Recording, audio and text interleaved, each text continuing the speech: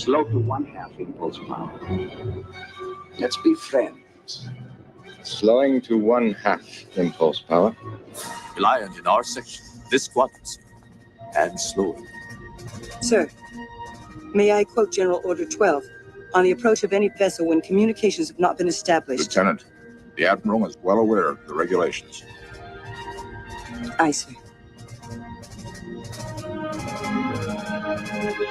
Is it possible the comm system has failed? It would explain a great many things. They're requesting communication, sir. Let them eat static. They're still running with shields down. Of course, we are one big happy fleet. Ah, Kirk, my old friend. Do you know the Klingon proverb that tells us revenge is a dish that is best served cold? It is very cold in space. We talk to the legend of the creative and entertainment industries. We talk to those on the rise. Lance Dean Anthony Nielsen asks about the highs, the lows, and everything in between. This is Outcast Creative, and this is Industry Interviews.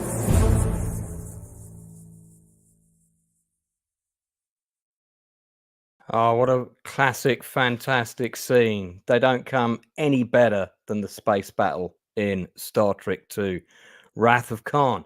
And today, we have one of those gorgeous ladies that was sitting on Khan's Bridge with us, actress and author and stand-up comedian Laura Banks. But let me bring in the rest of my panel.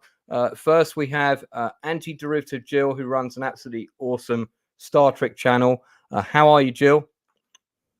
Absolutely fantastic. I heard I was going to be brought on later on the show, so this is incredible to be included with. Well, you're our communications officer, so I need to have you on the bridge at all times. Manning the weapons and ready to charge phasers. It's Critical Drinker. Hey man, yeah, all good here. I'm fresh off 3 hours of open bar, so yeah, I'm nice and tanked up for this interview. I can't wait. Yeah, fantastic. Before we bring on our guest, just quickly, I just do want to give a shout out to late great Chad McQueen. It's just announced that he passed away. He played Dutch in Karate Kid. We always give people a shout out on this channel. So thank you for the memories, sir. You know, now you're walking with your dad, and I hope in a better place. So Chad McQueen, everyone. So The Wrath of Khan, shot in 1981. Released in the UK, at least in 1982. This is back in the day when films would get released 6 months apart from the United States. And on the bridge of that Reliant, there were two ladies, and Laura Banks was one of them. How are you? Checking in for work, Mr. Tarantino. How are you tonight, sir? Everybody says I look like Quentin Tarantino. I get this all the time. We've got 85 people watching. So if you do have questions for Laura, put them in the chat. We'll try and get to as many of them as we can. If you haven't subscribed to the channel, please do. We're just 200 away from 4,000 since I started this channel 2 Julys ago. And I've worked my absolute butt off to get those numbers because it's so hard to get them now. So we really do appreciate your love and support. And this is how we get fantastic guests like Laura coming on. Laura's also got a fantastic book out as well called The Wrath of Blonde, which is going to tell you all kinds of stories about her time in Hollywood. It's available on Amazon. Don't forget that there's an Amazon UK and an Amazon .com. It's the .com link that you want if you're going to order it from the States.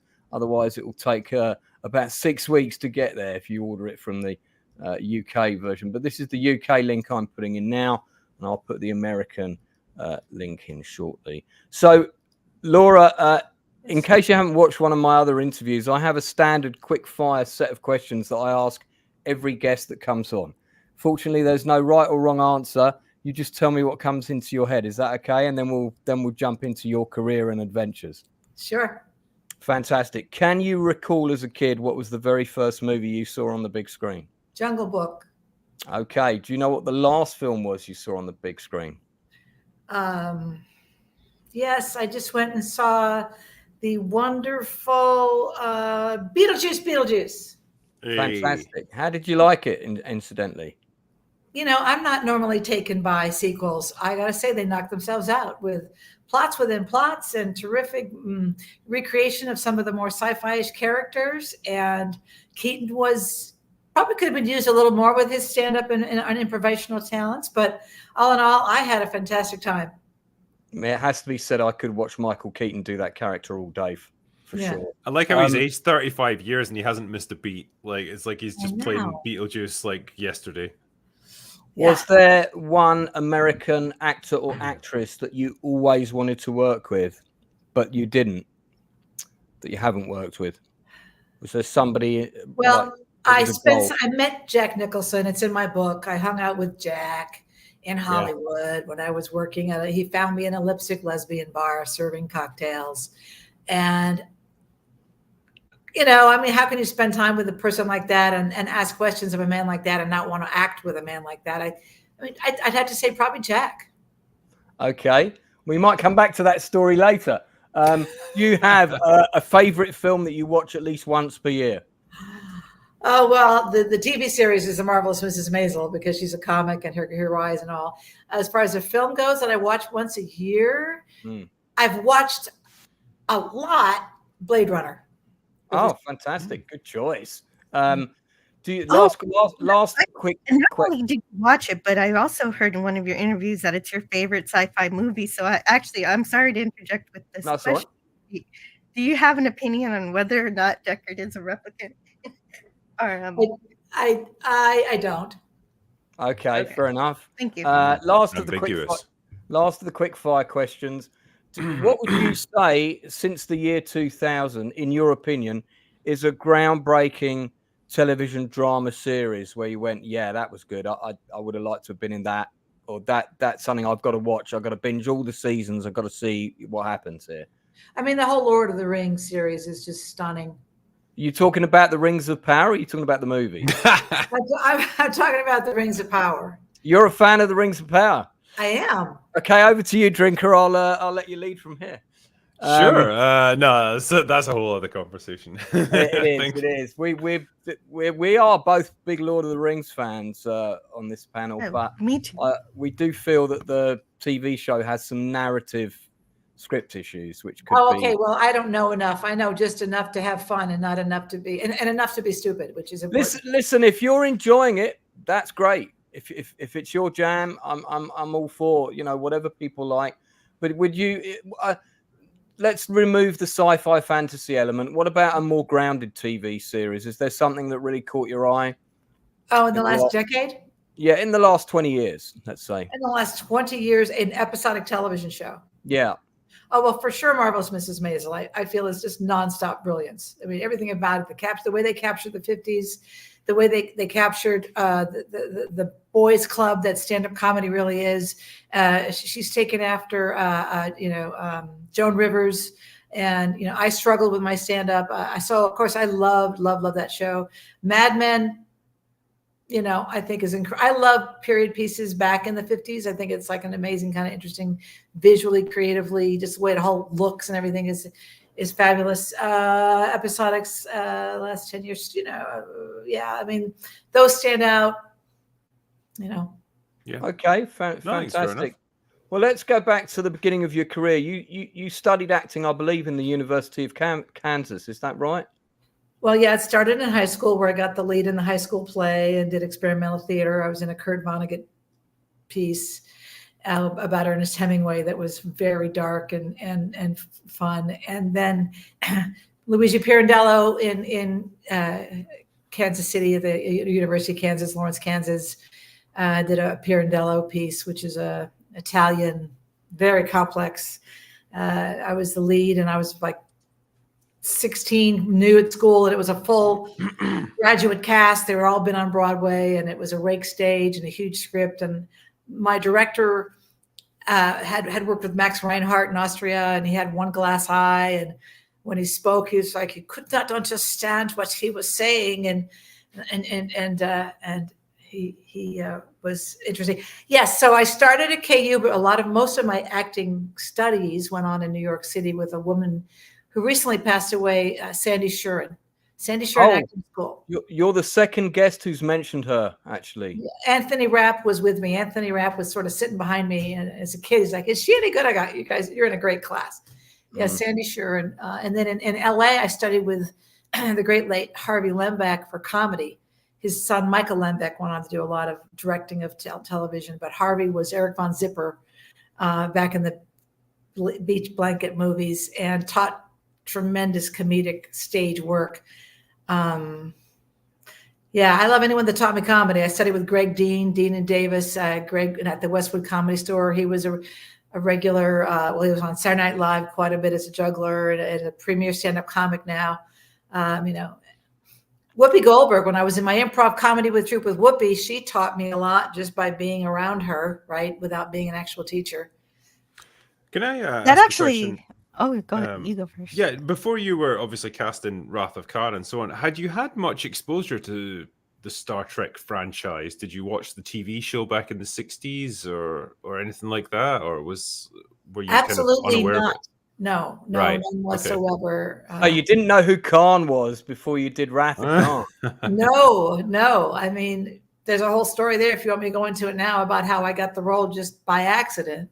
I know it's something to do with Lana Clarkson either being fired or dropping out. Yeah, do tell us. Let's hear it from you. Well, Dramalog is the Hollywood rag if you want to look for parts. And I would always go to the classified section, and there was a display ad. My measurements, my height, my hair color, my eye, it was me. And I was like, all right, central casting, this is me. And they got, get down here. They saw me. They sent me to Paramount. Nicholas Meyer, we talked for a little while. He goes, are you an actor or just an extra? I said, well, I'm an actor. He said, okay, we'll let you know soon. And then I got the call that I'd gotten the part. I quit my job. And the role had been created for Lana Clarkson, who had at that point done about a dozen B films. And I hadn't done any of my B films yet. And Lana went home for Christmas. She decided to go home for Christmas, right? And she was the woman who was murdered by Phil Spector. Yeah, tragic. And I knew her. She'd gone in for Wheels of Fire, and we were both 5'11", and her outfit, it said Lana, and they changed it to Laura. And I just met at a convention last year, Alan Howarth, who did all the music. If you want him as a guest, I can get you Alan Howarth probably. He did all the music for he did the sound effects for the Star Trek films and all the Halloween films. And I would love to have him on. Please pass that on. I would love to have him on. Yes, he would love to come on. Yeah. And he knew Lana as well. And so anyway, that's the story. Right. Yeah. So you didn't have to read any dialogue because it wasn't a dialogue specific part. What? But I didn't have a part in this? Wait, I didn't have any lines? No. I mean, you didn't have to read any. You didn't have to read for the role per se. No. Nicholas just met with you. He did. He just met with me, and there was one line in the film: "Course plot to intercept Enterprise ready, sir." And that line said "Navigator" on it. And they were working on such a tight budget. I'll never forget the day. Nick and crew were kind of looking at me and looking at the thing. I'm like, oh God, they really wanted to give me my line, and they just that they were going to give to Lana because by then Lana had been a leading actress. Star Trek II was my debut, and I'm sure Lana had said, I'll come in this, but you got to give me a line. And of course I was disappointed. But I remember one day we were working when they find us on Alpha Ceti 5 in our little, I call it our little RV, our little Alpha Ceti 5 RV. They find us and, Ricardo Montalban, Khan was lifting up, Chekhov. And then they yelled cut. And first thing out of Nick's mouth was, good job, Laura. Because when the cameras were on, I was acting. I was in it. All the other extras were kind of asleep at the wheel. But, I mean, how stupid you have to be. This is an opportunity, right? And so I was always locking in. And then at the beginning, there were maybe, like 20 of us as like extras, as a bunch of cons people. And they kept every day eliminating until I show up one day and Nicholas says, all right, sit down. And it was a navigator chair. And I thought, all right. Because I assume, like all these people that are with Khan, they're all meant to be almost like genetically engineered supermen, like they're the best of humanity. And so, like you mentioned, that you're 5'11", so I guess they were looking for actresses that are quite statuesque to play opposite Khan for this. Yes, the women had to be 5'9" and over, and I think the men had to be 6'2" and over. Right. Okay. So yeah, big guys. And then I always wanted to ask you, because it's the girl that's in the picture with you there is Nancy Rogers, right? Yes. On the left. And I don't understand why you and Nancy, because she's still around, don't team up and do like Khan's ladies on the convention circuit, because you would absolutely kill it. People would pay like $20 to have a picture taken with the two of you. They'd pay a lot of money. Yeah, more probably. I mean, have you been in touch with her or anything? I'm just putting it out there as an idea. I've tried it. Other people have tried it. I built a career off of this moment in time I had on this classic film. I'm a bit of a marketer. I have multiple other talents. You know, I was already studied actress by the time I got that part. Nancy's an extra. Right. Nancy never wanted the limelight. She's been approached. She said no. You know, there's other inside stories that we could discuss, but I mean, we both dated William Shatner, and I think she dated him a lot longer than I did. Right. Okay. Was there any women on movies that survived first contact with William Shatner? Because it's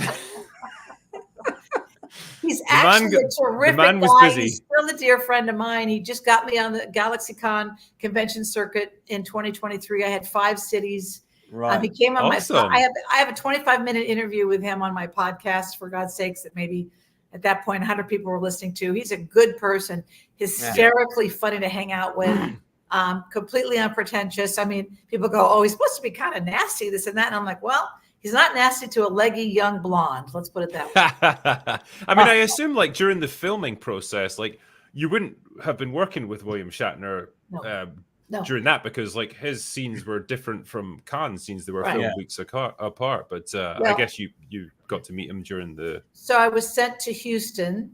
We have liftoff. I was sent for a conference right when the film had come out, at a debacle of a conference that I talk about in The Wrath of Blonde, the making of Star Trek II, my book. Went to this conference. He spotted me on the big screen. Harv Bennett literally took me by my arm and took me into a small room that Bill was sitting in and threw me in there like a piece of meat being thrown to a lion. But then I hit it off with him, and hey, it was just, I look back at it as one of the most spectacular experiences of my life. He's a really extraordinary individual, and I talk a lot about him in my book. Yeah. What was Ricardo Montalban like to work That's what I was going to ask. That's all right, man. Your interview. You speak about him in the book quite a bit, and he's very Shakespearean in his approach. He's got that classic actor approach, isn't he? And I could just tell when I watched it as a kid, and I was acting when Khan came out, I was thinking, God, this guy knows how to act. This is the guy from Fantasy Island, but wow, he's really quite something. And I didn't even remember him in the original Trek because I was so young. Well, I worked on set for 30 days at Paramount, so I was there quite a long time. And Nancy and I had a trailer, and I was in a lot with scenes with Ricardo. And I got to meet his son-in-law at a conference recently, who's got a Montalban Theater in Los Angeles, and we did a tribute to Ricardo. Perfect gentleman. A couple of fun stories. I didn't know better. I was on a set for the first time, and there was a director's chair, and I was tired, and I sat in it. Everyone's kind of looking at me, and I'm like, I don't know, it's a chair. I'm just going to sit here. And then I finally get enough looks where I realize I got to get up, and it says Montalban on the back of the chair. And he said, Laura, that's perfectly fine if you'd like to sit in my chair from time to time. But that's so kind. Well, he sounds like such a gentleman. He really was. He's the kind of guy that would lay out his jacket down in a puddle or something. But just to watch him work, and like the moment he chose to take off, like he would be sitting there in between takes, and he wouldn't be out of character. You couldn't talk to him. He was doing smoldering. He was smoldering. You couldn't, there was no like, hey, how's it going? It wasn't that kind of relationship. But it's always very gentlemanly, always very old school. But the moment, like, you could just see him making the choice to take the glove off, and then Nick and Ricardo had this interesting relationship where then Nick would walk over and look into his eyes and go, all right, is this we're going to stick with this. And it was just like the whole interesting kind of osmosis relationship and kind of directing. And I know, of course, they had earlier rehearsals where I think it was, maybe you guys know better. I think it's something where they told Ricardo to bring it up a little bit because of, working opposite Shatner. I think. Yes. Yeah. Part of that was also that he hadn't played Khan in a long time, and he was sounding like Mr. Work instead, and so they had to have him watch Space Seed again, and then he got it. Yeah. I felt very protected by him. I felt his acting was so good that I really felt, he doesn't want anything to happen to me, and mostly I learned a lot about internalizing my emotions on film and not having to do a whole lot of movement. But if you're really feeling what's going on, it's going to come through, like in maybe the change of the tone in your skin, or, he just possessed that charismatic thing that so few have. I go a lot in my book, The Wrath of Blonde. William Shatner taught me a lot about self-promotion in my book, The Wrath of Blonde. I go into what is the nature of a movie star? What is the nature of celebrity? What creates it? And being around Jack Nicholson and being around Warren Beatty and William Shatner, all these great, my book is full of celebrities. I'm like the Forrest Gump of people. There's a presence that it's like a radius of energy around them that could go around a block. Like a normal person you meet, they got a kind of an energy field. And then you meet these superstars. I had lunch at GalaxyCon one day with Richard Dreyfuss and then Vincent D'Onofrio. I mean, that green room at GalaxyCon. Go to GalaxyCon; it's so much fun in the States.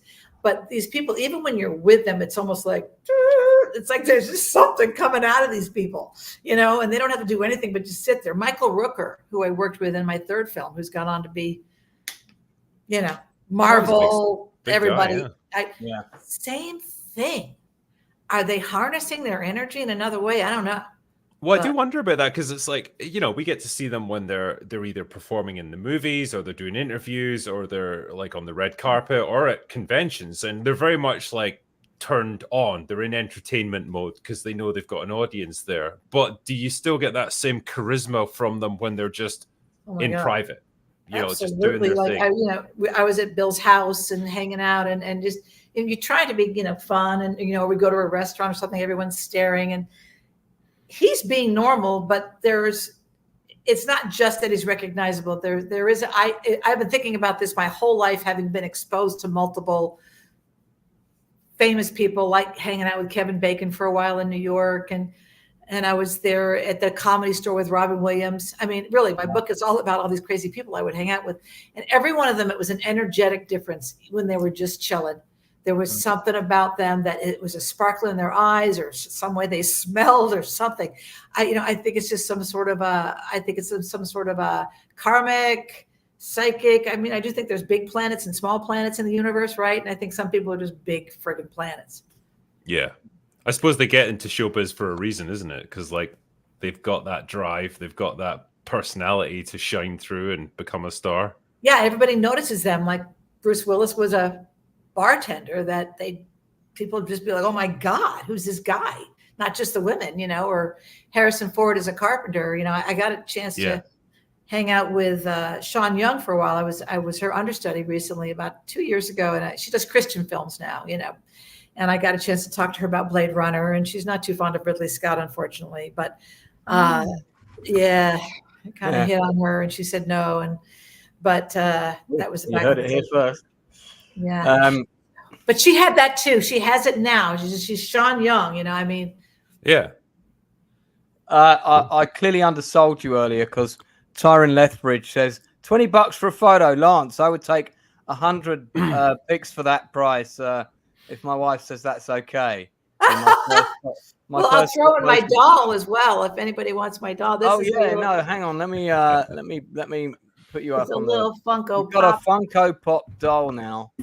Was that made especially for the whole costume? There you go. But take it back from the camera. There you go. So that's for Wrath of Khan, made right? especially for you, or can other people buy these? They could buy her. I don't know how this is supposed to. Tricky. She's a little doll. I can get you the information on how you can get one of these for your very own. But do you not see the resemblance? Yeah. My God, it's uncanny.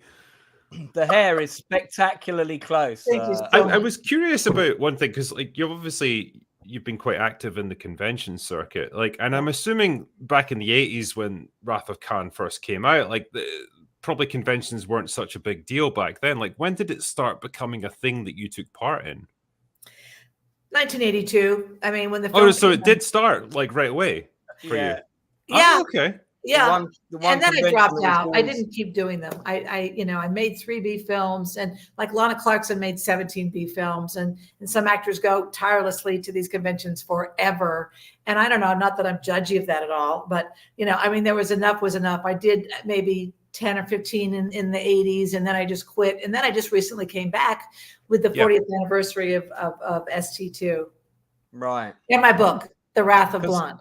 Because Star Trek conventions have been going pretty much since the original series. They started, that's the one sci-fi convention that's been going in America the longest, I think. Okay. I guess I always saw them as more of a modern thing, like because they're massive now, and I just thought like that was more it was last 20 years or so. I mean, they were smaller pre-internet, but there were a good 7 or 8 of them a year in America. I remember seeing the adverts for them and people telling me they're a tremendous outlet for young adults to get together and be creative and do anime and do costumes. And GalaxyCon particularly has put together a system of conferences all over the country where they keep them off the streets. Like they come down to these convention centers and they've got games all night long and contests and art, and it's community that's lacking now, and everyone's tucked away, watching on TV or in their game systems. And these conventions make for tremendous community.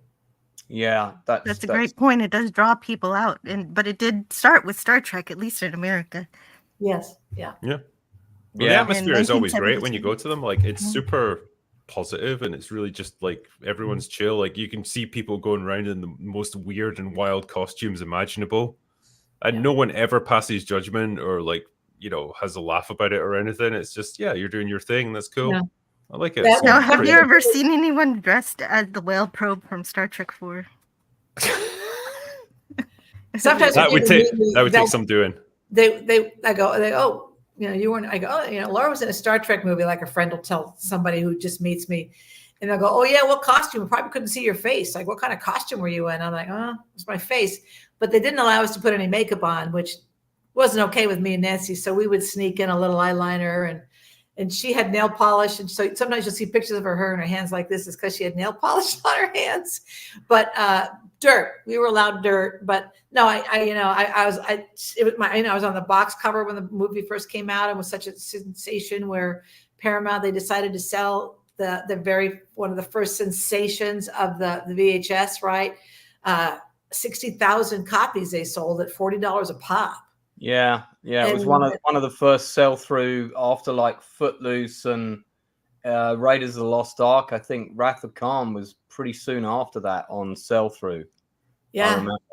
Yeah, so one of the questions I've got about Nicholas Meyer, and because all your scenes are on the bridge, and I work as an acting coach now, and if anybody's watching who wants a bit of advice on acting, watch Laura on those scenes on the bridge, because you can see she's totally in the moment. You're totally in the moment on that. And my understanding as well is that the control panels on those sets do things if you press the buttons. Lights come on and stuff like that. So were you did they give you any kind of brief on, okay, so you're the helmsman, so when we're slowing to 1/3 impulse power, you're going to want to press this and this? Was there anything like that, or was it all just left to you? No specific directives on what to push, how, when. The buttons didn't actually move, which I write in my book was a odd disappointment that there wasn't even a click. They would light up. Back in the day, those buttons would melt when they first did the original, right? No, I was just kind of making it all up, and we had a problem. At the beginning, Houston, we had a problem because in the fight sequence, Nick would say action, and we were apparently all looking everywhere, and then cut, and then took a half hour, it seemed, to just get a pole and put a masking tape of an X on it. And then Nick comes back and goes, all right, everybody, look at the X. That's the Enterprise. And so now we all had a place to look. Yeah.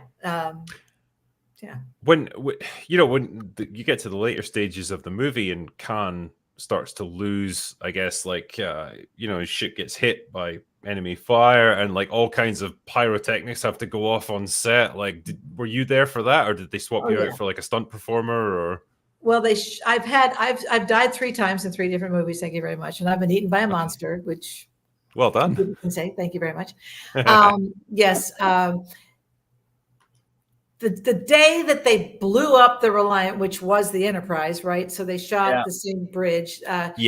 Very, very close set. You had your circle of stunt people praying before the shot. Your stunt people are very, very religious, right? Huge explosion was heard from the other hangar where they kept us separate. The day before it's starting to fall apart and explode. They kind of threw a fire extinguisher at me. And they went, okay, Laura, you can just go run back there and just put out the fire. There's going to be some fire and you're going to shoot this thing off. And I know they were having fun with me about it because I didn't know what if you see me in the movie, I look ridiculous. It's like I've got this extinguisher and I'm running around the back comically trying to put out a fire, which was a line of kind of smoke would come off and I had to follow it around. And there is a shot of me on the ground my partner found where it's totally sexy. Like I'm on the ground and if you had to slow it down, but it's like I'm on the ground, so the camera just like that. And then it comes up and I'm like, oh my God, it was totally me dead. But when he had half face, and he was in the camera and he was rolling around in front of the bridge there, they had to pad it and it was very, very painful for Ricardo, because of course he had that horse injury from the spaghetti westerns that he would make back in Mexico. Right, yeah. Oh my God, he'd be up and core and solid and then cut and he'd be like, oh, you could just see him go back into pain. So he was suffering even back then, was he? Oh yeah. And I learned so much about like how to drill that down and how to be in the moment and get over whatever it was. It was incredible. And that was a very interesting makeup, right, that they put on there, because that was never done before. They were doing things that made it look wet and weird. And I think if we tried to do that again, right, we wouldn't know how to even do what they did at ST2 back then with the Industrial Light and Magic people. Shall we have a quick look at the bit where you guys take your first hit? There we go. My shields are dropping. There you are. Raise them. I can't. Where's the override? The override. Fire. Fire.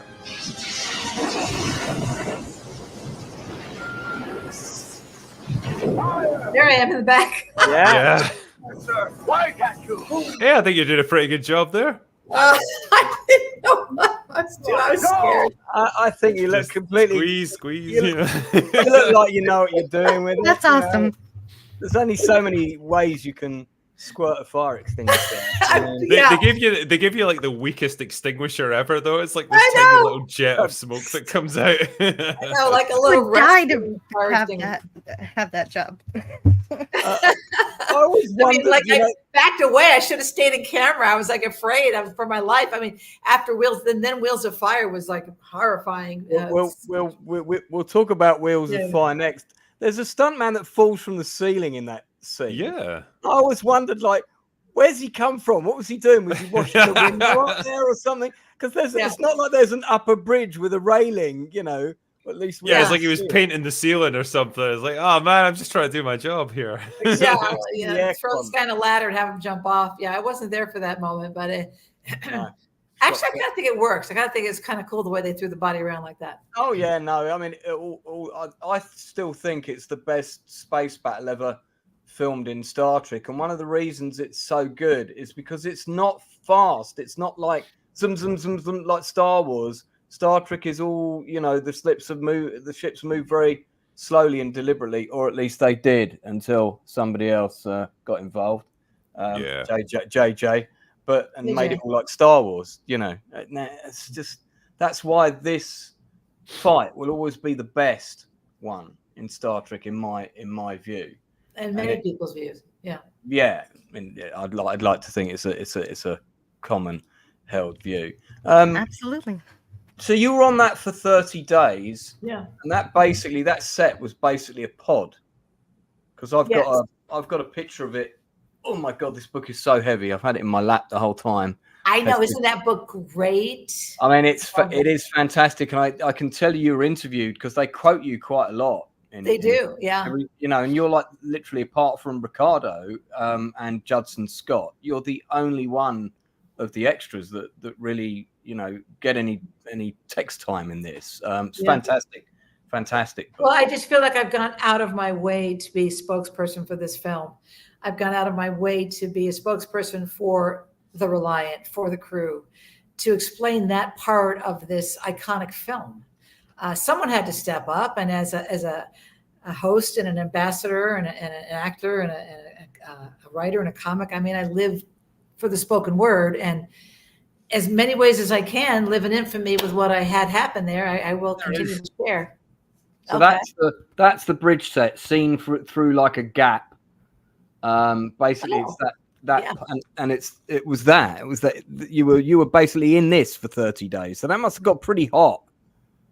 So I'm guessing you're quite glad that your costumes were pretty ripped up, and you didn't have to wear the tight-fitting Starfleet uniforms. And what was the biggest challenge shooting in there, do you think?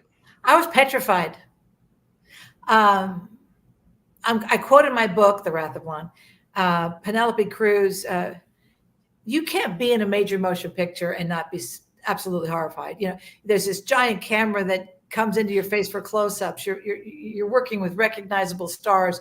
You show up, you're trying to find your mark. You're trying to remember to breathe. The whole experience, your heart's racing, and you go from sitting for hours, until they call, all right, Laura Banks, Nancy Rogers, and then you cross over and you're in this hot set. You got to get up to speed with the energy quickly. So maybe one of the challenges was, it's been challenges in the few films that I made after that, to just go from a dead sleep in your trailer to these are the lines you need to know for this part, and this is the emotion you need to bring to this part. So from just like passing out from exhaustion and boredom to a passionate moment, or you're going to die, or that's where the acting comes in. That was the harder part. Physically, I'm just looking back, it was just incredible. I look back so often and just imagine when I was there, and I imagine where I was sitting, and I imagine the other actors and the crew in front of me and Nicholas. So and angry a lot of the time because Paramount kept telling him what to do, and he was very, very, very frustrated the whole time, and told us one day he was never going to do it again. He just hated it. But to watch the director, to see his reactions, it was the other side. The crew and the director was as interesting as the actors and their choices as well. Ricardo just focused the whole time. But one day Ricardo and I were standing waiting to go into the shot, and this giant light came crashing down. And had we been over another 2 feet, they would have to stop production. I don't know if the film could have been made. And it hits the ground, and you could have heard a pin drop. Right. And someone just didn't put a light up there, right? And then I was talking to Gil Smith years later, his son-in-law, and he goes, Ricardo told me that there was a moment on the set where you almost got severely injured. And things like that, you feel, that's sets are dangerous, right? That's why you have fire marshals and, I'm very aware. Yeah, I've had a few close calls myself on set. So, yeah. Well, I mean, going from a set that seemed reasonably safe to a set that seemed batshit crazy when you were filming this.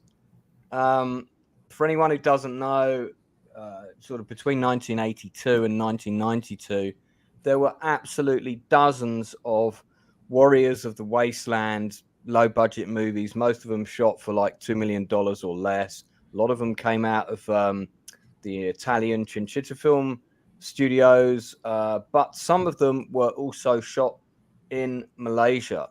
And one quite well-known sort of B movie director, Santiago, wasn't it? Was his surname Santiago? Sergio Santiago. That's right, yeah. And Quentin Tarantino, who I'm not related to, for anyone who's wondering, he's often quoted him as being an influence on his directing. And this is one of 4 post-apocalyptic films that he directed. We did a special on this on Sunday where we kind of like, we did myself and the Inside Man did a broad review of them all. We watched them, drinkers, so you didn't have to. Most of these are available on YouTube to watch for free, including Wheels of Fire. You can see it on there. Tell us a bit about getting cast in this, and my understanding is that you were kind of working with Hollywood's premium cocaine dealer, which must have been a bit bizarre. How did you hear about that? Did you read my book, or did you know that? I always research my guests. Yeah. Yeah. How did I get cast? Yeah, just talk us through it. And it was just a casting call, right? So it was I just got called in to read for the part, and Lana Clarkson. It was like a sea of 5'11" blondes in this very small waiting room, and I got called in, and it was a small room, and it was Roger Corman and some people, and I just did my whole Gina Davis thing. I'm not Gina Davis. Yeah, Sigourney Weaver thing, where you just get in there with your pretended machine gun, and I just got real hardcore on them, and got the part. And there was a contract signing at a hotel somewhere, and there was like all kinds of clauses about nudity, no nudity, and nipple, no nipple. Hysterical, actually. Some of the dialogue that my partner at the time didn't want to have happened to me in the film. But so, yeah, I mean, I didn't have any readings opposite Gary or anything. Gary Watkins, my co-star, we were in acting classes together in LA. I'd see him around town, specifically at this place called Professional Artist Group. And he was the out of work actor that had the alligator boots and the fancy Trans Am car. And I'll be like, where's he getting his money? And then years later, I'm reading the book Wired, and it says, Gary Watkins, Belushi's drug dealer. I'm like, oh my God. Yeah, so he was Belushi's cocaine dealer. Great thing, isn't it, to be a part of killing an amazing man like that?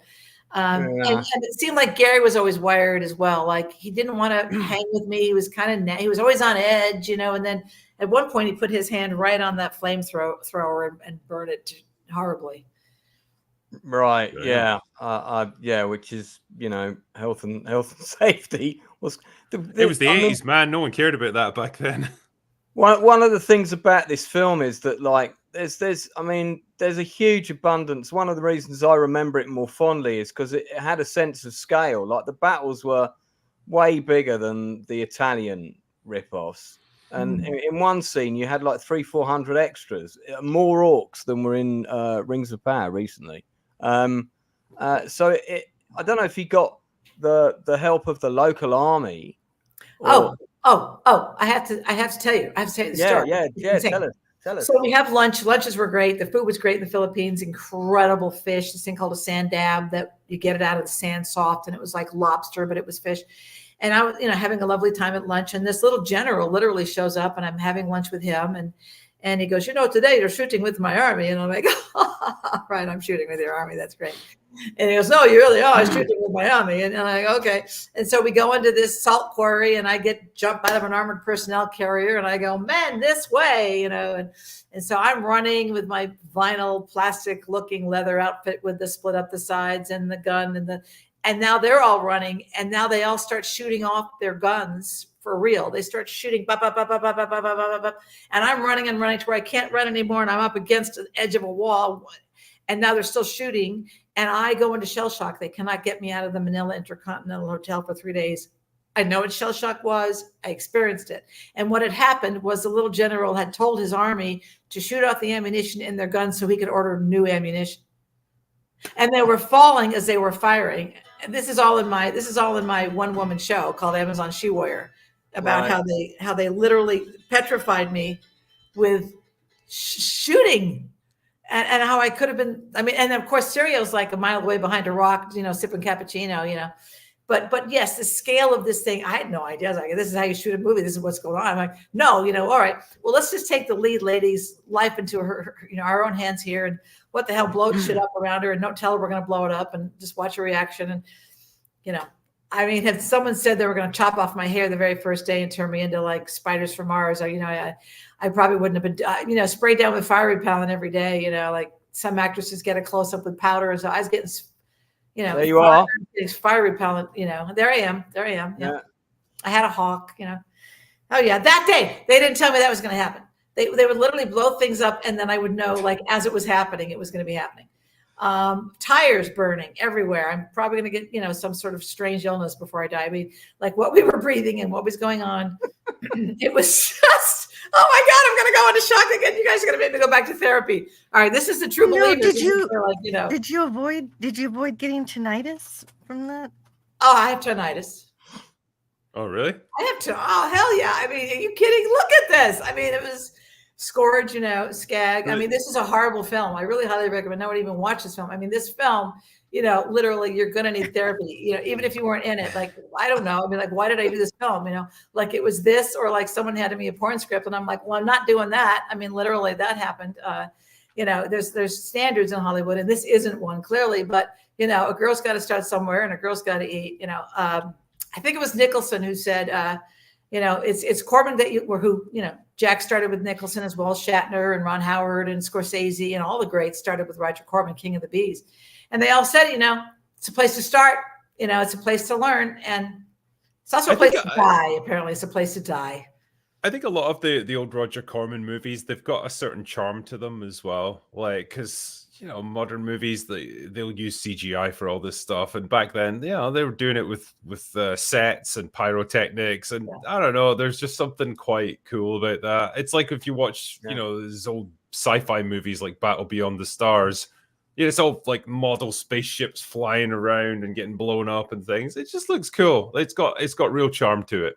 Even the bad ones. Meanwhile, I'm going into like shell shock watching. I'm literally having a physical reaction. I'm holding on to my chair right now. Yeah.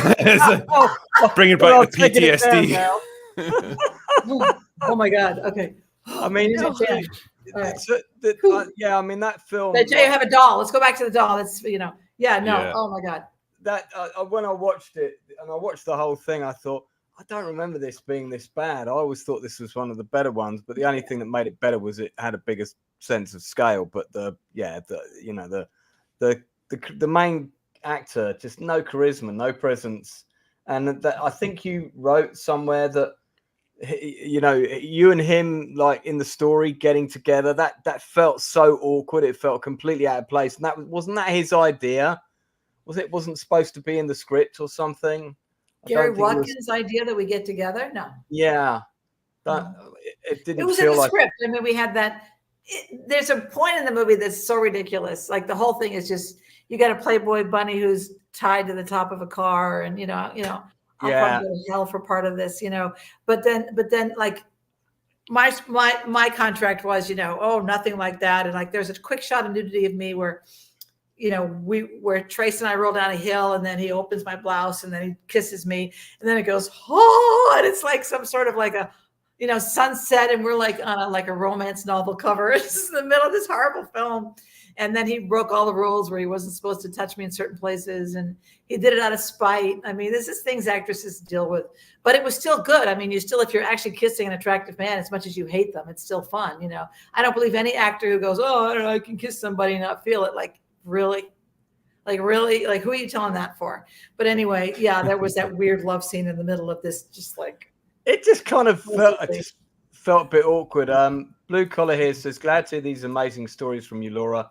Couldn't have asked to be interviewed by two better hosts than Lance and the Drinker, two legends, and Jill, of course, but you didn't have enough room, did you, to write her name on the end of there? I'll pay you back for saying that, Blue. Thanks, man. As an extra on this panel, I just want to say, as a Star Trek fan, I don't see your role in Wrath of Khan as an extra, but as a supporting character, because even though your line was cut from the film, you're the navigator, and that's an extremely important role. They wouldn't just call Chekhov an extra. Well, I appreciate you saying that very much. In the vein of Taylor Swift always saying, thank you very much for saying that. But it's come full circle now to where I am in that beautiful coffee book now about the film featured. Yeah. And when you look up the film now, I am given the credit for my work in it. And that's what matters, is like people know me as someone who's paid attention to that and shared my experiences. And that's what we got in this lifetime, right? Is where's our legend? Where's our legacy? Mine hopefully will be in sharing everything I can remember about the making of this iconic film that, of course, we didn't know was going to be iconic when we were making it. We were just trying to stay under budget and hit our marks. And, you know, me, I was just in shock that I was in it and having fun. Did you ever get to meet Kirstie Alley? Because I met her when I was working out in LA in the early 2000s, and you know what? She was absolutely lovely. Yes. I did. We did the San Francisco convention together, and we went out dancing. And I guess she was known by then. And we popped out of the limousine, and we went into a nightclub, and everybody's like, "Oh, it was Kirstie." And we were both from Kansas, and so we talked a lot about Kansas City and Kansas. And right.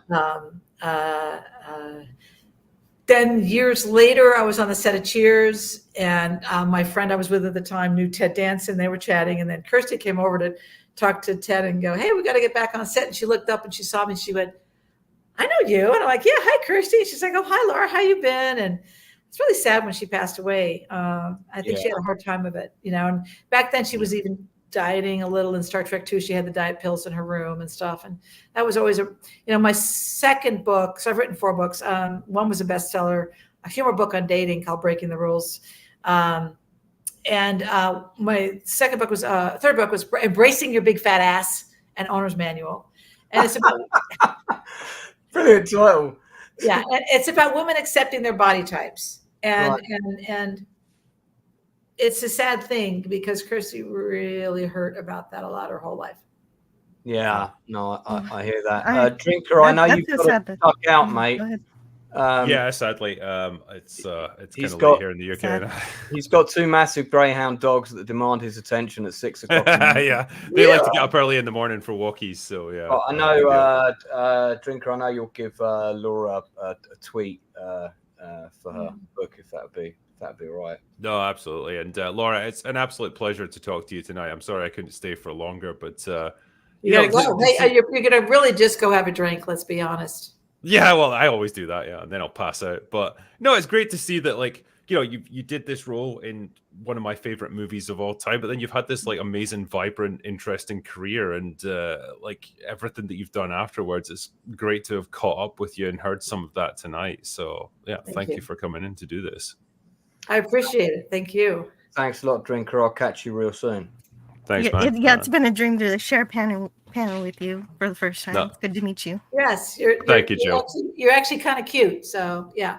Hey, nice. Still got it. Yeah, so I don't know how to take that, but okay. Yeah. All right.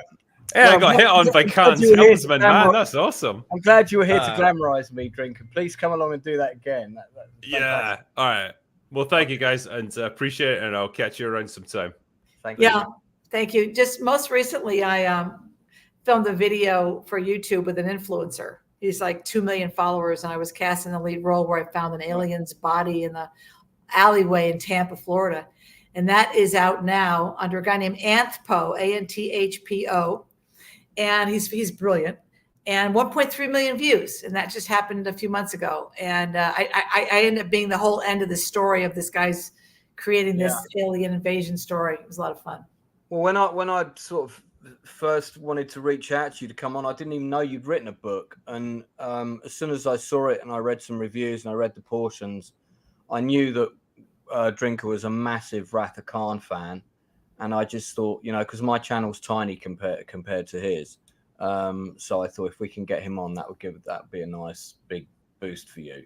That's great. Plus, of course, all of Jill's subscribers are Star Trek fans, so they're all going to be interested. Yes. In reach out to me whenever, and I'll be on your show. Absolutely.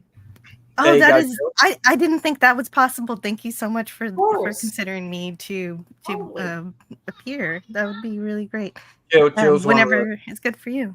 Jill's one of the nicest people I've met on YouTube, and I've made some fantastic friends, including Will, who's just left. And you know, because I've worked in the industry for so long, I see people interviewing people, but I didn't see anybody interviewing people who was already working in the industry. So that's why I kind of come at this from a slightly different angle. Like, I know what it's like to be on a set for 14 hours. You know, directing with a cast and crew of God knows how many. So that's why I love doing these. And when it's for a film that I've studied endlessly, just as a director. To hear your insights on how it was shot is fantastic. Have you ever thought of trying to get a reunion together of like all the Khan crewmen or Khansmen, as I think you guys called yourselves? Yeah.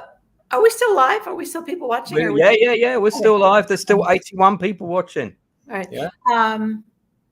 Tim Culbertson was one of the extras, and he was a pretty well-known stuntman and had done a lot, with Captain America at the beginning, and you name the show, Fall Guy, whatever.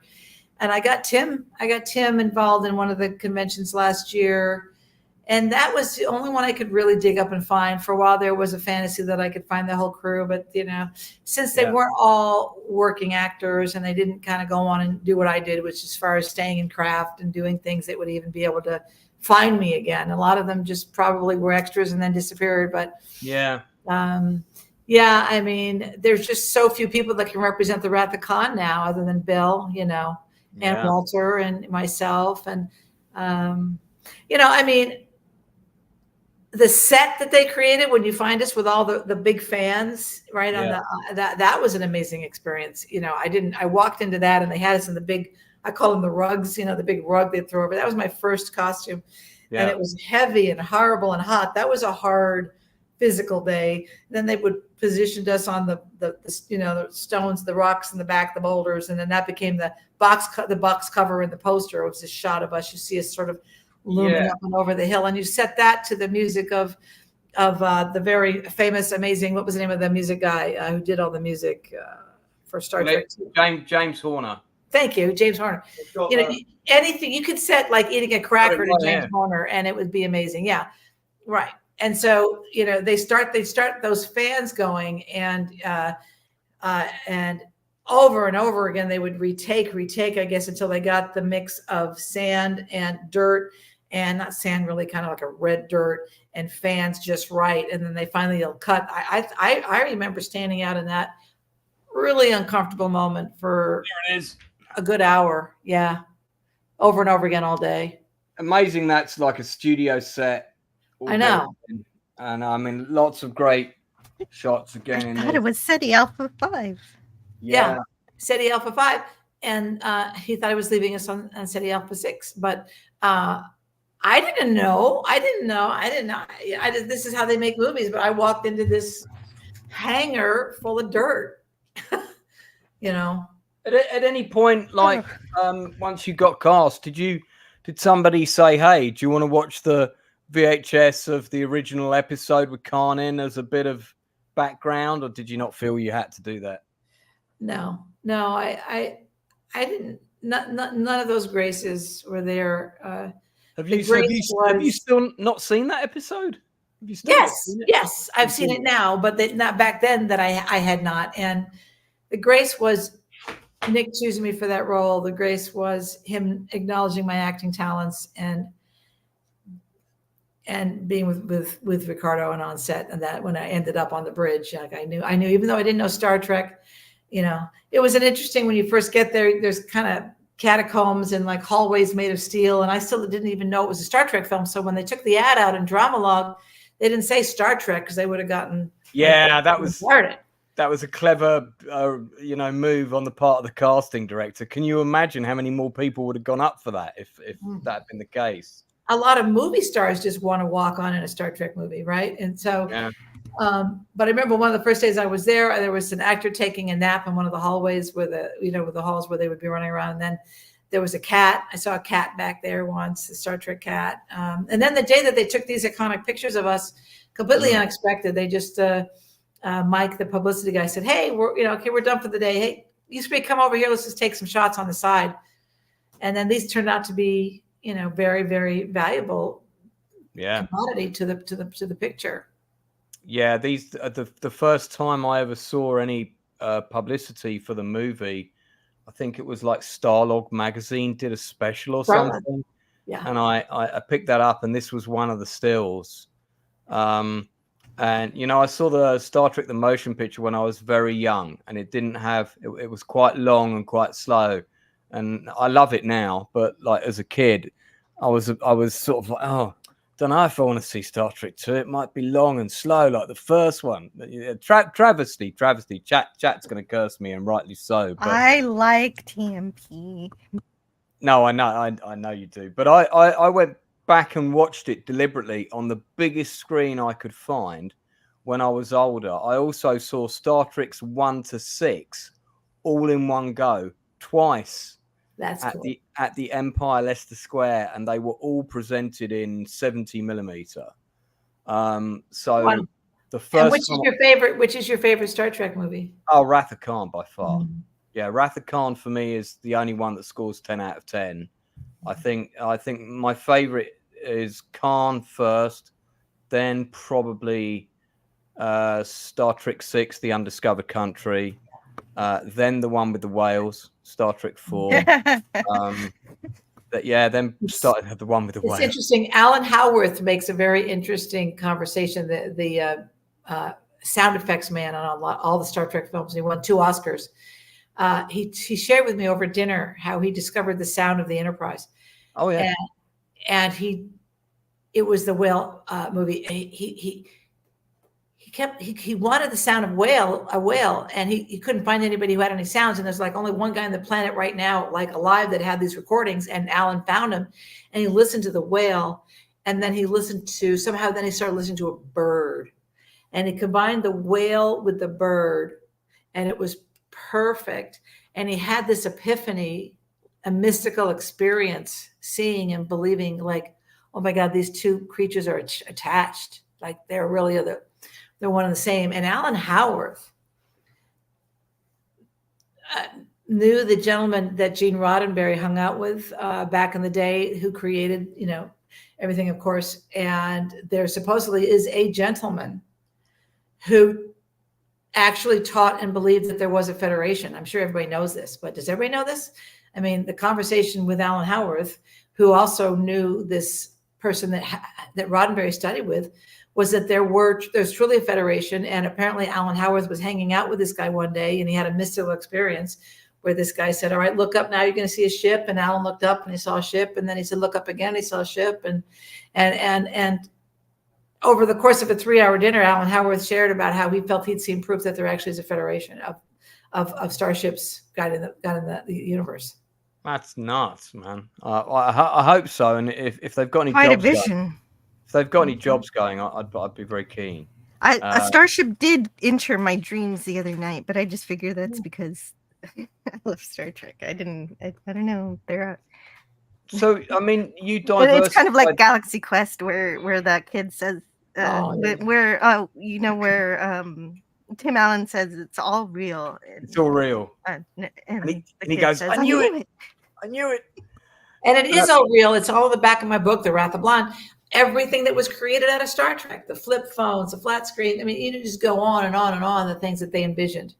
Yeah, that's absolutely very true. that way. But if there was, in fact, a true ET force, or there truly is a federation, then Roddenberry didn't pull it out of his hat. There was a communion and a communication with the systems that were already in place. One thing we should talk about before we begin to wrap up is your stand-up career. Yeah. Because you did the stand-up circuit. And if you were doing the stand-up circuit in New York, which I know you spent quite a bit of time there, you must have bumped into the lovely Tim Thomerson. Tim Thomerson, I wasn't in his orbit as much. Maybe he was always of the comic strip. But I was in the LA world in 1979, 1980 with Robin Williams, and Jay Leno was just starting out, and Billy Crystal. And it's all in my book about how Andy Kaufman wanted to wrestle me and how I got selected, and Robin Williams is baiting me to do that. And then how I was, waitressing, and Jack Nicholson and Warren Beatty came in and they wanted to get me up to their house. But the stand-up experience of the Comedy Store on Sunset Boulevard at the beginning of the whole phenomena of the stand-up world I'm so glad I put it in my book, because it had to be recorded what that was like. And then I moved to New York City, where I passed at the Improvisation. It took me about 3 years, which was the premier club that closed. And, that's where, Richard Pryor started and Bette Midler. And it was like post Carson. If there was a show, they'd all hang out the improvisation, and Woody Allen would play piano. And then it turned into a stand-up club. And then I was at the Comedy Cellar. I passed at the Comedy Cellar, which is still the premier club. And there was just a movie that just came out this year about being at the Comedy Store. The Comedy Cellar. Great actor. He was in Empire Boardwalk. He started in it. It's called, one word's like Argo or Escrow. It's his kid. It's a kid. It's like, it took me back because it's all about the Comedy Cellar. But I was very, very proud of myself that I was able to pass at least those two clubs, because very much a boys club, very, very hard. I get like sets at 1:40 in the morning, but I just stuck with it long enough to say I could do it. I still do stand up here in St. Petersburg, and I'm in a new improv dinner detective show happening in Tampa starting next month. And I just got the lead role in a play here in a theater group that I had to turn down. So I'm still in my acting role, still in my acting chops. Had to turn it down? I had to, I had conflicts. What kind of topics do you cover in your stand-up?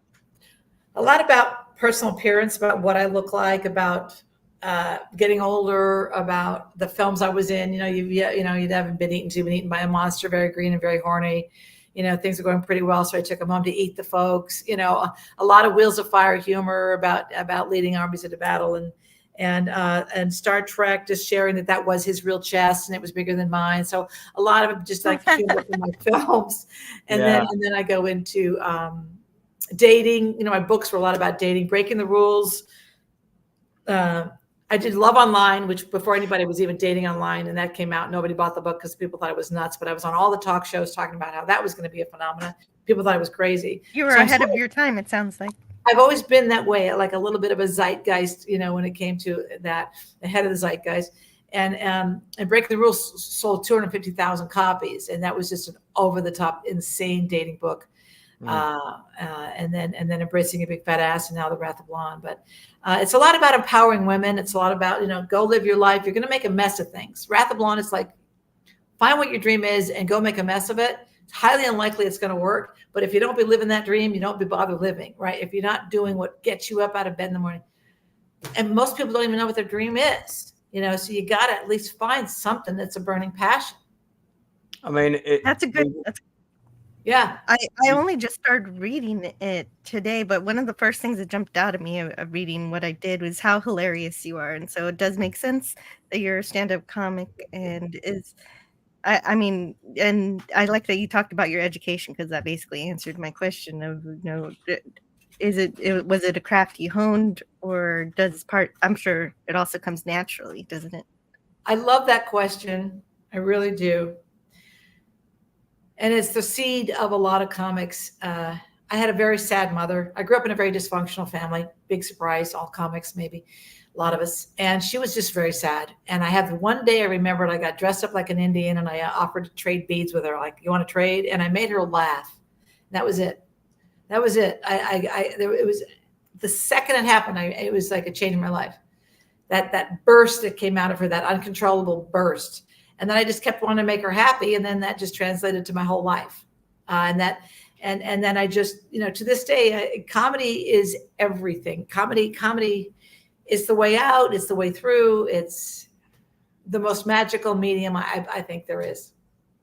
Yeah, I've got quite a few friends of mine are trying their hand at it at the minute. And there's like little comedy and improv nights popping up all over the place in London at the moment. So if you're ever coming over here, let me know, and I'll get you headlining on one for sure. I love that. Yes. So if you could go back to 1982 or 1981, even, because it was shot in 81, wasn't it? Let's say 82.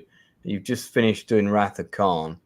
What would older Laura from now give younger Laura as a piece of advice?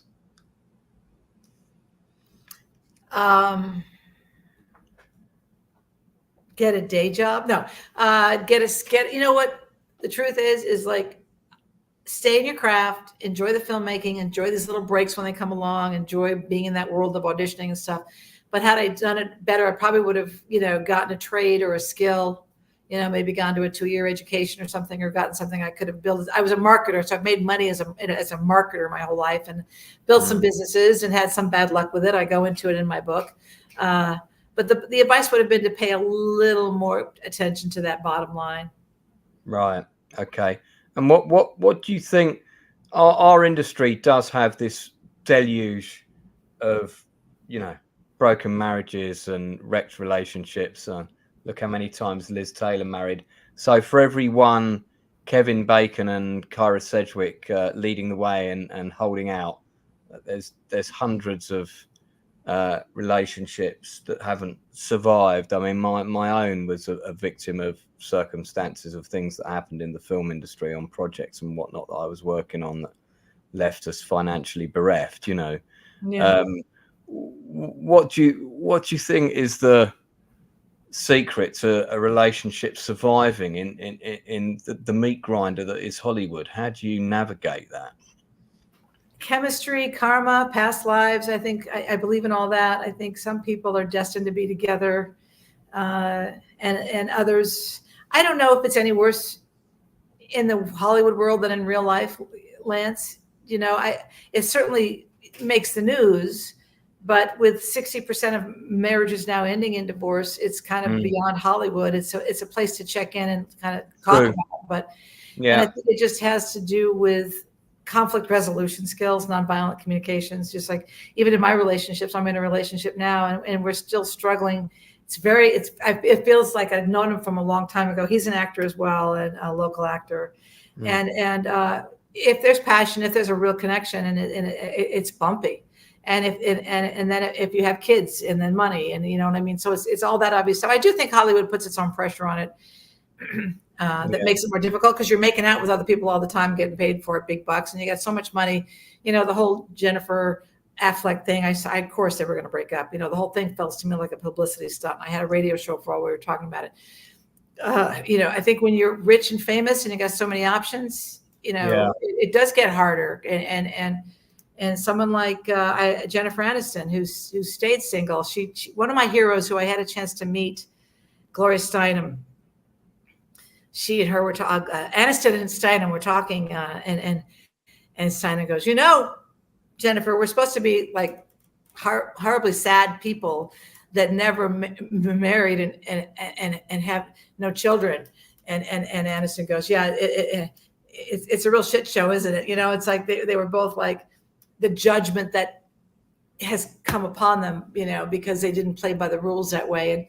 And so what? Like famous people that have these multiple marriages. I mean, what is a system specifically in America that puts two people together and says, all right, never look at another person, never have any sensual ideas about another person, go live in this house, a system that was set up in the 50s to go buy a refrigerator, a dishwasher, and a blender, and go live in the suburbs and knock yourself out.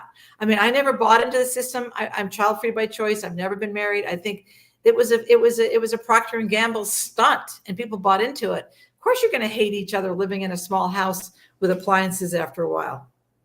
That's just my opinion. Talking of babies, I missed this question from Dan Candy earlier. Were you on set for any of the deleted Khan baby scenes? I only found that out when I bought that coffee table book, that there was originally, when Chekhov finds the Botany Bay thing, there was one of Khan's kids was in it, like a child, and he sees him through the window, and they did film it, but they cut it and they didn't use it. Yeah, I wasn't around for that. I think they decided that was just too indicative. The whole movie was about children and growing and dying and aging, and that was like that played out elegantly. They didn't need to throw a damn baby in there. I wasn't around for that. Right. If there was a baby, then the Enterprise would have had to save the baby and then kill it. And the Reliant. It's a little Alec Baldwin boss baby. But one time they had my hand in a close up with a gun and shooting some stuff. They brought me in an extra day to do some hand modeling, which was looking back. I'm often trying to piece together the moments of things that happened and what I got called in to do, and the moment I got cast, and the moments I met Nick, and first meeting of Ricardo, and Joaquin was a gentleman. Never got to know Joaquin Phoenix very well. He's not doing any of the Star Trek conventions. I think he did one or two. They couldn't get him for the 40th anniversary at Creation that I was at. He had the Phoenix, right? That TV series for a while. You're talking about You're talking about the actor that not played Joaquin Phoenix. Joaquin, yeah. Judson Scott, who played. Yeah, the series was the Phoenix, but that he was Judson Scott, right? Yeah. I was thinking, hang on, Joaquin Phoenix, he wasn't in no. Did he play the baby? What happened there? Judson Scott was so good looking, I couldn't even look at him. I was like, I can't even. Yeah, him and Merritt were two, really. Merritt was a sweetheart. He was such a sad story about him. But Judson is still around. I know he still does the convention circuit occasionally. Not much. Nah, not so much now. But so this is Laura's book again. Just giving it another plug here. I'll just check that I haven't missed any questions. I wrote this book myself with no help. I edited by myself. There are some edit challenges in there. Tyler Measom is a kind of a big deal filmmaker who I had a publicist in Burbank for a while, and he got a hold of the book. He thought it was brilliant. He wanted to make a documentary of it. Pamela Anderson's documentary just come out. All we need is 350,000, and Tyler's ready to go. But I wrote this whole thing myself and edited it myself. The Wrath of Blonde, I did not write that title. That was written by a man by the name of Alan Spencer. Right. Who's a very well-known ghostwriter. And he also just got he had a TV series, very famous TV series. You would know, and I can't remember the name of it. Look up Alan Spencer. But we worked for hours on that title. I love it. I love the title, The Wrath of Blonde. Well, lots of really lovely comments in the chat. We love Drinker, but we're here for you, Laura. So glued to the monitor, if you will. Laura is very pleasant and fun to listen to. Yeah. And Tyron Lethbridge, who's actually a friend of mine that I've met in person when I was in the States. Him and Rennie were Rennie, you met Rennie too? Yeah, I met Rennie as well. Yeah, that they just had to check out. I think they've just gone for dinner, but they'll catch the rest of it later. Various discussions in the chat about Rings of Power. We won't go there. But yeah, so lots of really nice comments about your stories and stuff as well. So I'm sure people are going to be interested to read more. Is there are you still doing live stand-up gigs now? Is there anything else you would like to promote or plug apart from the book, obviously, which I've got up? Definitely, people check out Anthpo, Anthpo on YouTube. He's got a series. Aliens. If you put Anthpo Aliens into your YouTube search, I'll pop up in this insane thing I did a few months ago. Another thing I did on YouTube that has about 700,000 hits now is I'm a crazy lady in a place called the Villages, Florida. That's just this horrendous place that people live and grow old and die. And Mark Cuban's involved. You would find that by going to Excuse Me What on YouTube, and then you look for the cougar episode. Now, I'm not a cougar, but that's how they sold it. And I go ballistic in this show. I lose it. I am very funny in this. I found the channel. Excuse Me What? Yeah. And then so you just put in cougar. Let me have a look. See if I take to the streets and I'm talking to people and it gets political and I got my old man dad in there and we're at my house and you know So is it you're kind of like playing a character? Is that right? I'm playing myself, but like on steroids, like crazy. Okay. So it's like hyper realization sort of. Well, the Villages is just this horrible place. It's a community of old people, and it's like a bubble, and it's all like piped in music and piped in politics and piped in newspaper and it's completely out of touch. It's no black people. It's all homogenized and government workers who retired. And there's the video. Yeah. Yeah. And that's you being interviewed. This must have been around the pandemic time because we got masks and what? Yeah. Oh my God, I went crazy. I just had a ball. Like you're having fun. The Anthony Poe video. It was called "I Faked an Alien Invasion in Florida." If anybody wants to look that one up. Yes. Do you have the link for that, Jill? Could you pop that in the private do. chat for me, and I'll put it in the main chat. I'm just popping that in the main chat, guys. So anyone who's watching, you can Yeah. And The Wrath of Blonde on Amazon, the audiobook, Alan Howarth, the Oscar-winning Alan Howarth, is going to be helping me with the production of my Wrath of Blonde. And it will not be an audiobook, it will be a performance book. So that'll be a lot of fun. It'll be very exciting, you know. And I'm still holding out for that documentary. It's going to be like a stand-up comedy version of the book with you. Yeah, it's like Lily Tomlin's Search for Sign Intelligence Universe, kind of a performance. Yeah. Well, look. I know. Did you find it, Jill?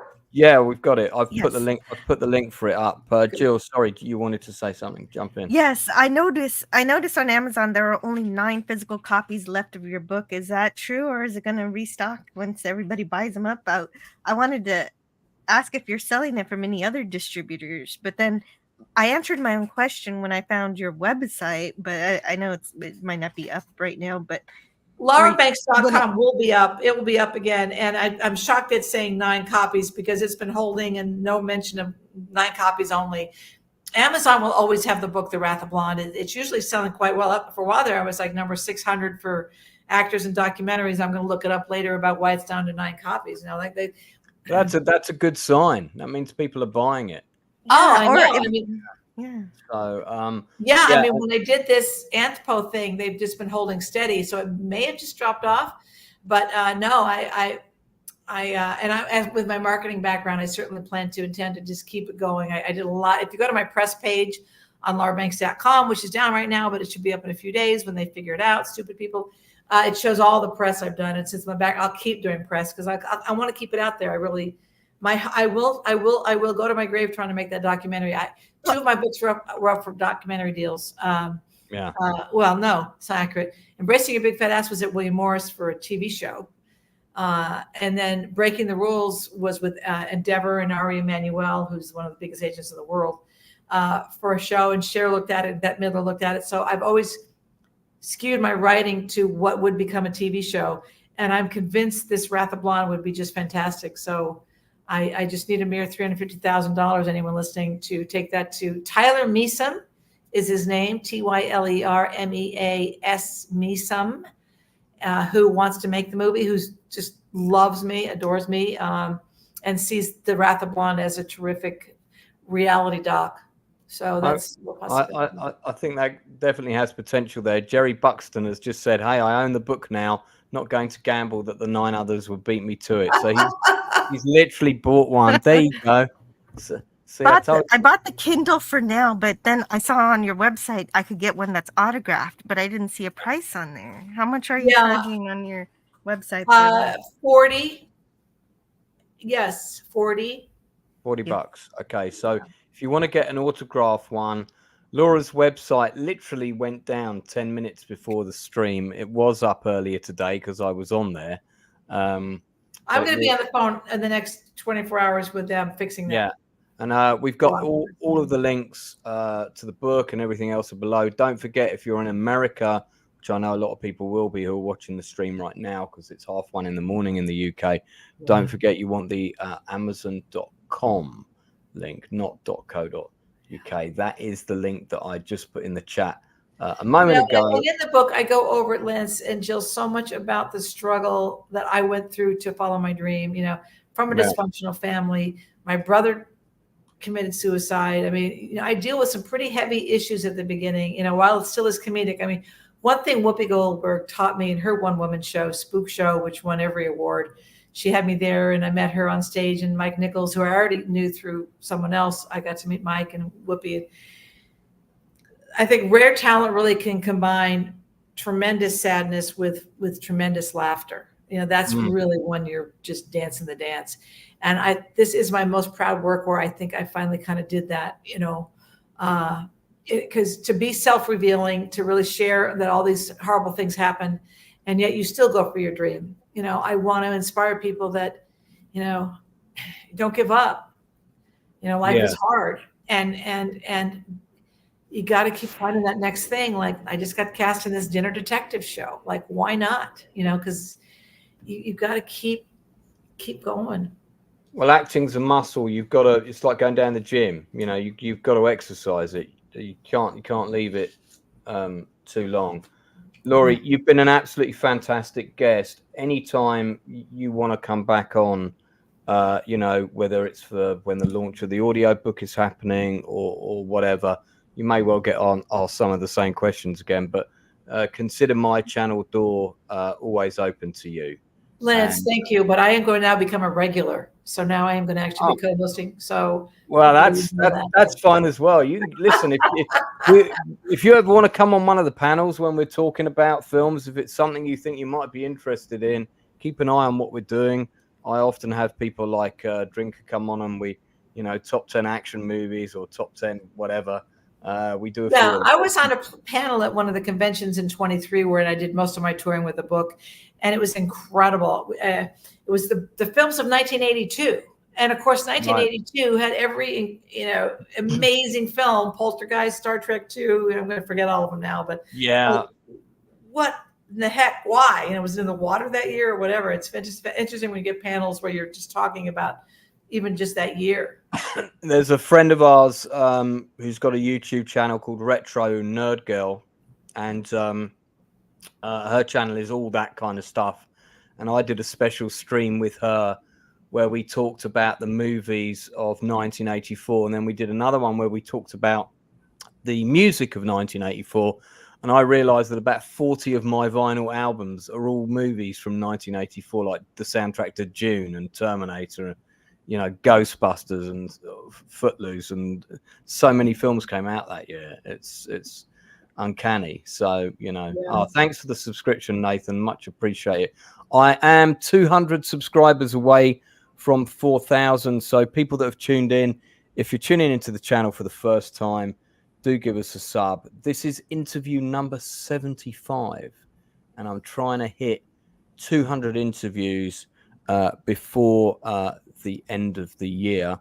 I've got 2 more coming up this month. I have an independent film producer and director on next Wednesday, Janelle Richards.